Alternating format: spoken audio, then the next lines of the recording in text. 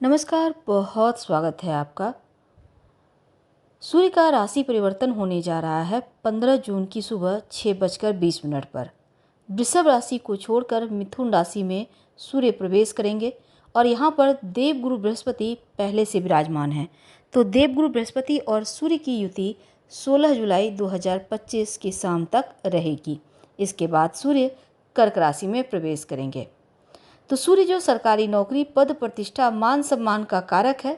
सूर्य का सुप्रभाव से जीवन में हर क्षेत्र में उच्च सफलता प्राप्त होती है, लेकिन अगर सूर्य खराब स्थिति में हो तो मान सम्मान में कमी आती है, पिता को कष्ट होता है, आंखों की समस्या होती है, कॉन्फिडेंस लेवल कम हो जाता है। वृश्चिक राशि वालों, सूर्य आपके दसम भाव के स्वामी हैं और मिथुन राशि में गोचर यानी आपके अष्टम भाव में सूर्य आ रहे हैं। तो सूर्य का अष्टम भाव में आना, यहाँ पर देवगुरु बृहस्पति पहले से विराजमान है। आपके लिए सूर्य दसम भाव के स्वामी के साथ होने के साथ जब अष्टम में आएंगे तो थोड़ी सावधानी रखनी होगी, क्योंकि लाइफ में कुछ परिवर्तन भी देखने को मिलेगा और ये परिवर्तन आकस्मिक होगा।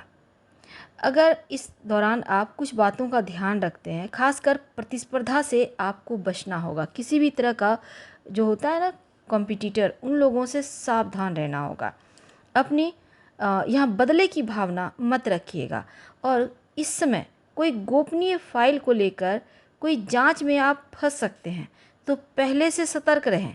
हालांकि ट्रांसफ़र वगैरह के भी योग बनेंगे, लेकिन सतर्क रहें, किसी पर भरोसा ना करें।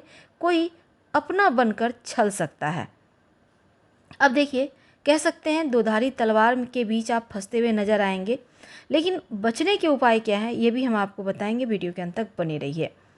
अब देखिएगा, अगर कोई रुका हुआ फंसा हुआ आपका कोई काम है वो बन जाएगा।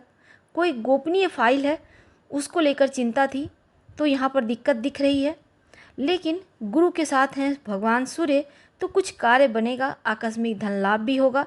और अगर आप मेडिकल फील्ड से जुड़े हैं, अगर आप तंत्र मंत्र के क्षेत्र से जुड़े हैं या कोई आप इसमें रुचि है, तो ये गोचर आपके लिए बढ़िया है। मान प्रतिष्ठा बढ़ेगा, व्यवसायियों के लिए भी बढ़िया है, आकस्मिक धन प्राप्ति के योग बनेंगे। लेकिन टैक्स का कोई रिफंड वगैरह वाला पैसा हो तो वो मिल सकता है, आपको फ़ायदा होगा। ससुराल पक्ष के साथ वाद विवाद में मत पड़िएगा। इस गोचर काल के समय आकस्मिक खर्चा बढ़ता भी दिखेगा। स्वास्थ्य में थोड़ी सावधानी रखें तो बहुत उत्तम। खासकर जो विद्यार्थी हैं, आप शोध या रिसर्च के क्षेत्र से जुड़े हैं तो बहुत अनुकूल। अगर आप मेडिकल फील्ड से जुड़े हैं या कोई गुप्त ज्ञान प्राप्त कर रहे हैं तो आपके लिए बढ़िया है। मनोविज्ञान जैसे चीज़ों का अगर अध्ययन कर रहे हैं तो आपके लिए शुभ है। तो मन की गहराई में उतरने के लिए, अध्ययन करने के लिए थोड़ा सा एकांत में रहना, कम बोलना, और इन चीज़ों में आपको सफलता तो है। अगर आप किसी भी तरह का रिसर्च कर रहे हैं तो अनुकूल है। पारिवारिक जीवन बढ़िया रहेगा। ससुराल पक्ष के साथ थोड़ा सा तालमेल का ध्यान रखिएगा और ससुराल पक्ष से थोड़ी दूरी दिख रही है इस समय। खान पान का ध्यान रखें और ऐसा कुछ भी किसी से कड़वा शब्द ना बोलें कि लोगों को हर्ट करे।